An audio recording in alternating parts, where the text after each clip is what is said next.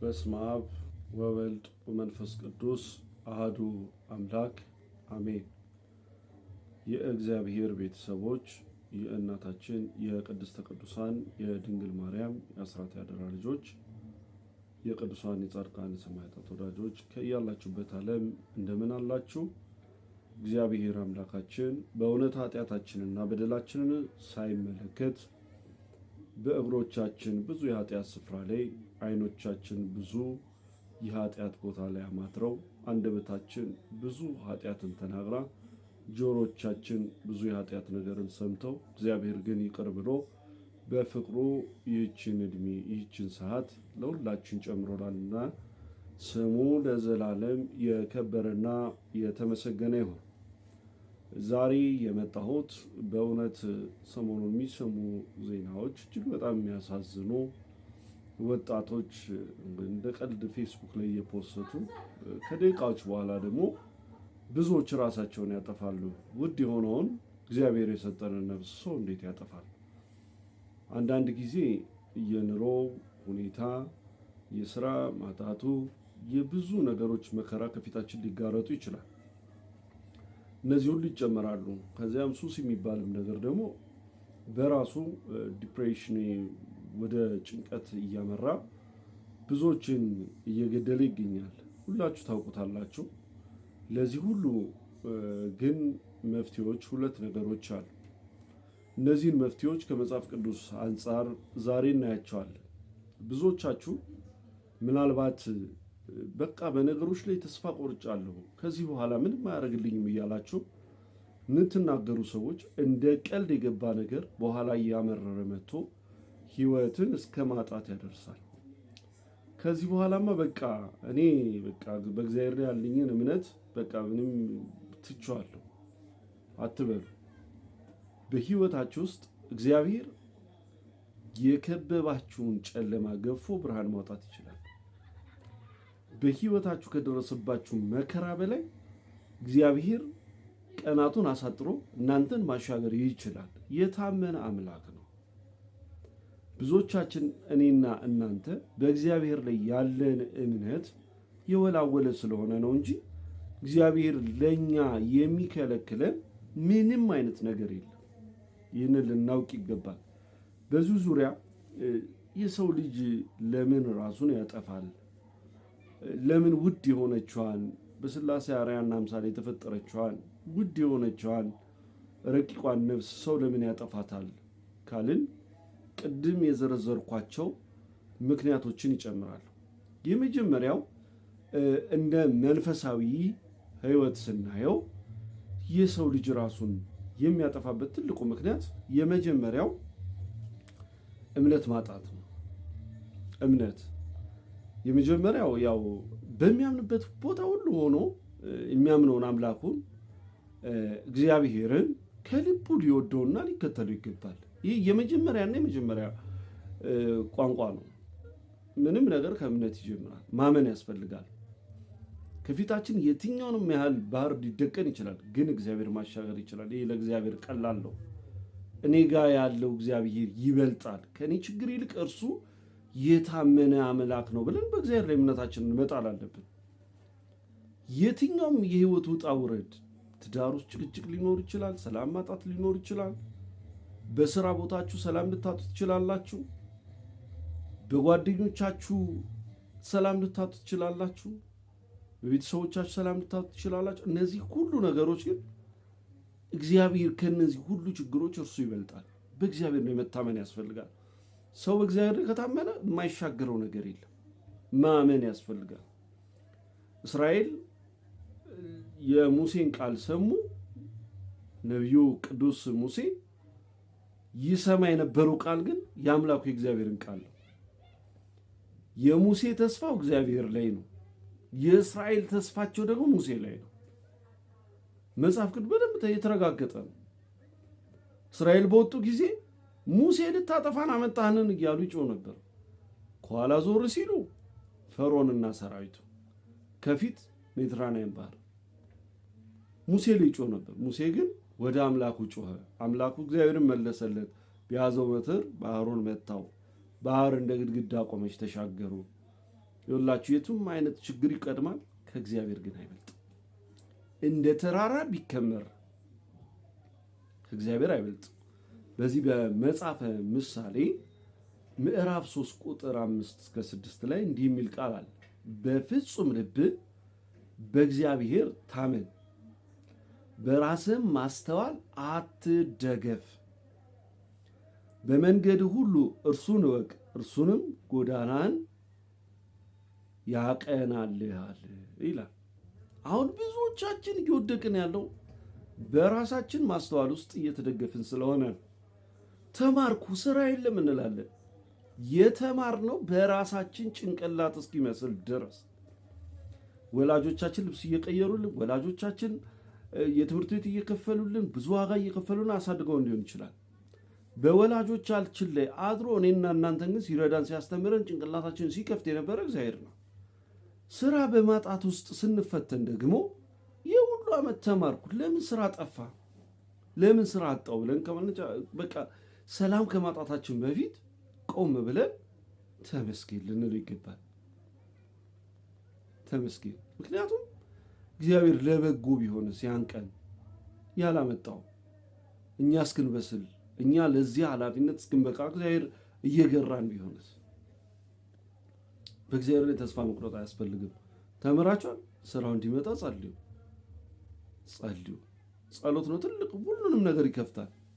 በፍጹም ልብ አምኖ መጸለይ ያስፈልጋል። እምነት የሌለው ጸሎት ባዶ ነው። እምነት ያስፈልገዋል ጸሎት ውስጥ። እግዚአብሔር አንተ ማድረግ ትችላለህ፣ በቃ ትሰጠኛለህ፣ ከአንተ ውጭ አባት የለኝም፣ ከአንተ ውጭ ማን ይሰጠኛል እንለው ይገባል። ምክንያቱም ከእግዚአብሔር ውጭ አባት የለንም። የምንታመንበት አባታችን እግዚአብሔር ስለሆነ በማስተዋላችን በእኛ ህይወት በእኛ ጉብዝና ልንደገፍ አይገባም። መደገፍ ያለብን እምነታችንን መጣል ያለብን በአምላካችን በእግዚአብሔር ላይ ነው። ብዙዎቻችን ተስፋችንን እምነታችንን በሰዎች ላይ ጥለናል። ሰዎች ተደግፈናል። ሰዎቻችን ሸርተት ሲሉ እኛ እንሰበራለን። ብዙ አጠገባ ያሉትን ባለስልጣናት፣ ዘመዶቻችን፣ ወገኖቻችን ተስፋ አድርገን እንማራለን።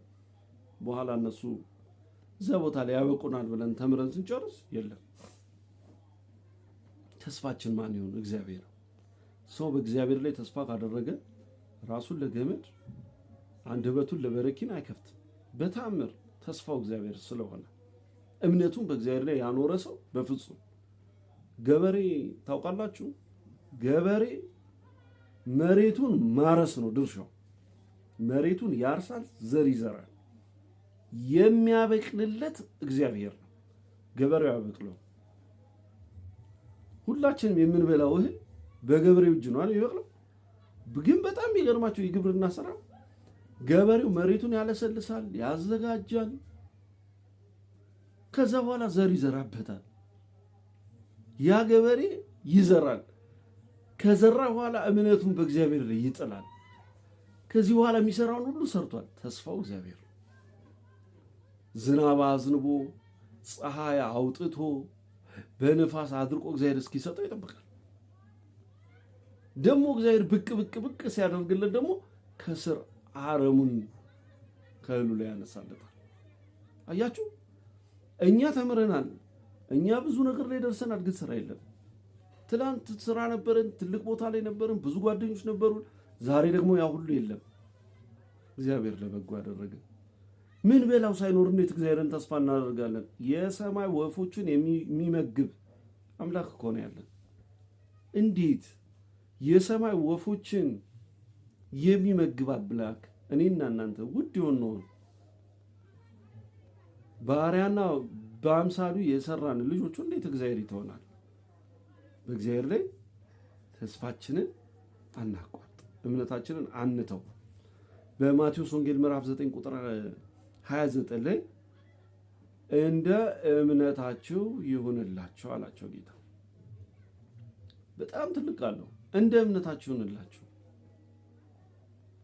እንደ እምነታችሁ ይሁንላችሁ። አያችሁ፣ አንድ ሰው ህይወቱን ጀምረው ከማመን ነው። በቃ በልሽ ያልናገረውን ቅድም ያልኩትን በሙሉ ስሙት። እንደ እምነታችሁ ይሁንላችሁ። አንተ ማነህ? አንቺ ማንሽ? በራሳችን ላይ የምንፈርድ ማመን ያስፈልጋል። እግዚአብሔር ይህንን ያደርጋል ብለን ፍጹም እንመን። ልባችንን እናንሳው፣ በእግዚአብሔር ላይ ተስፋችንን እንጣል። እሱ ከዛ በኋላ ያደርገዋል። ስለዚህ በእግዚአብሔር ላይ እንታመን። ይህንን ስናደርግ እግዚአብሔር በእኛ ህይወት ውስጥ ይኖራል ማለት ነው። እንግዲህ ሁለተኛው ከእምነት በኋላ ተስፋ በጣም ትልቅ ስንቅ ነው። የምን ተስፋ ነው እንላለናል ወጣቶች ችኩል ስለሆኑ። ተስፋ ምን ያደርጋል? በቃ ምን ከሆነ አይሆንም፣ ካልሆነ ይሆናል ብለን ጭምልቅ አድርገን ነገሮችን ማለፍ እንወዳለን። ያ ግን አይሆንም። ተስፋ በጣም ትልቅ ስንቅ ነው። ነቢያት ተስፋ አደረጉ። አምላካቸው እግዚአብሔር በስጋ እንደሚገለጥ ተስፋ አደረጉ። ትንቢትን ተናገሩ። ያ የተስፋው ቃል እስኪፈጸም ግን አልነበሩ። ተስፋውን ተናገሩ። ያ ተስፋቸውን ግን በሩቅ እግዚአብሔር አስመለከታቸው። በሩቅ ማለት ነው። ነቢዩ ኢሳያስ ትንቢተ ኢሳያስ ምዕራፍ 7 ቁጥር 14 ቅድመ ልደተ ክርስቶስ ከ700 ዓመት በፊት ነው የጻፈው። ድንግል በድንግልና ጸንሳለች፣ ወንድ ልጅ ትወልዳለች፣ ስሙንም አማኑኤል ብላ ትጠራዋለች ብሎ ዘረዘረ። ይህንን ሁሉ የተናገረው ቅድመ ልደተ ክርስቶስ በስጋ ማርያም ከመገለጡ በፊት ከሦስቱ አካል አንድ ወልድ ኢየሱስ ክርስቶስ ከመወለዱ በፊት ከእመቤታችን ከስጋ ስጋ ከነፍሷ ነፍስን ነስቶ ከመወለዱ በፊት የተናገረው ቃል ተስፋ ነው። አያችሁ፣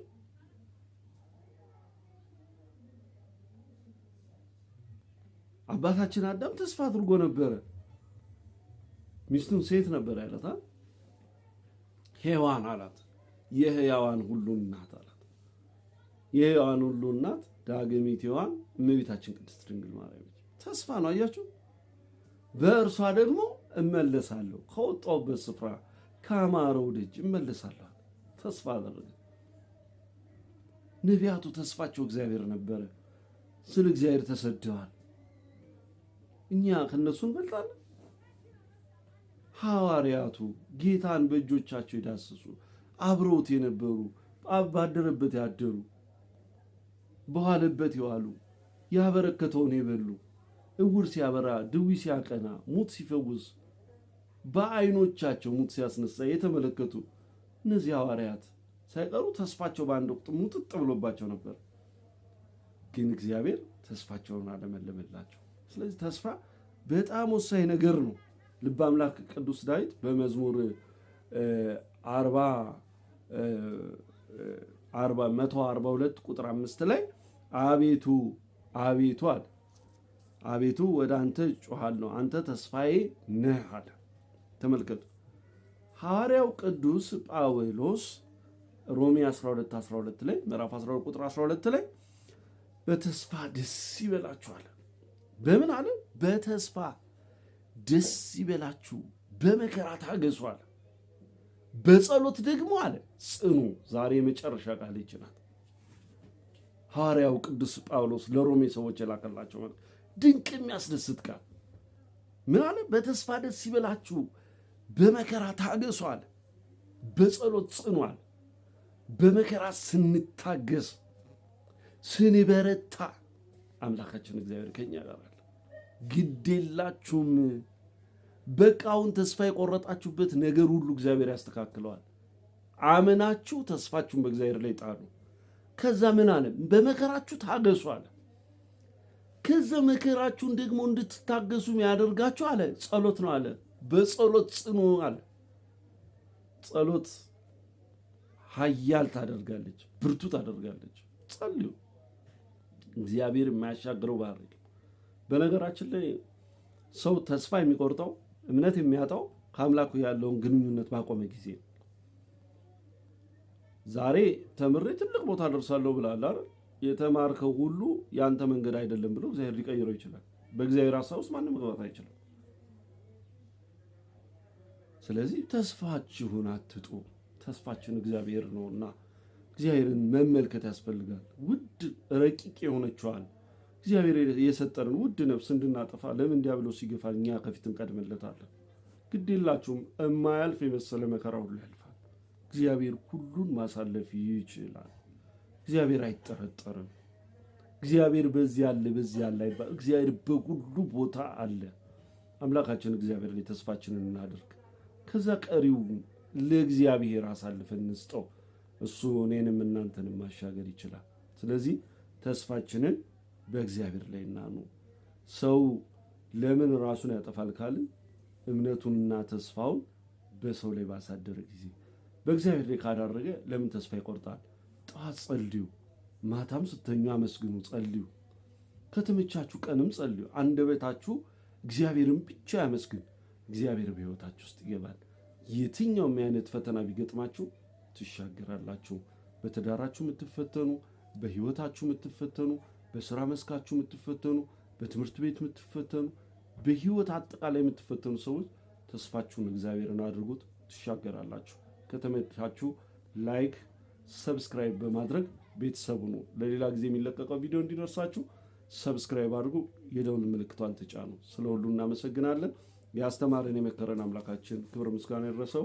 ወስብሐት ለእግዚአብሔር ወለወላዲቱ ድንግል ወለመስቀሉ ክቡር። ይቆያል።